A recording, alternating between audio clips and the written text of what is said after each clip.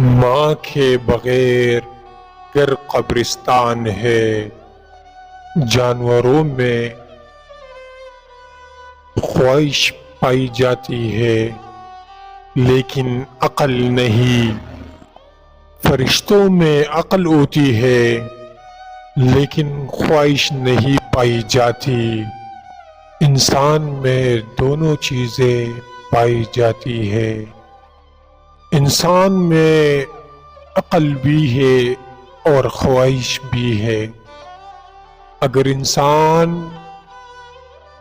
خواہش سے عقل کو دبا لیتا ہے تو جانوروں کی صف میں شامل ہوتا ہے، اور اگر عقل سے خواہش کو دبا لیتا ہے تو اس کا شمار فرشتوں کی صف میں کیا جائے گا۔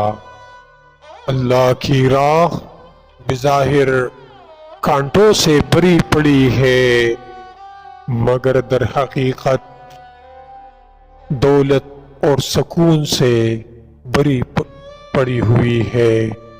اچھا انسان وہ ہے جو کسی کا دیا ہوا دکھ تو بلا دے مگر کسی کی دی ہوئی محبت کبھی نہ بلائے۔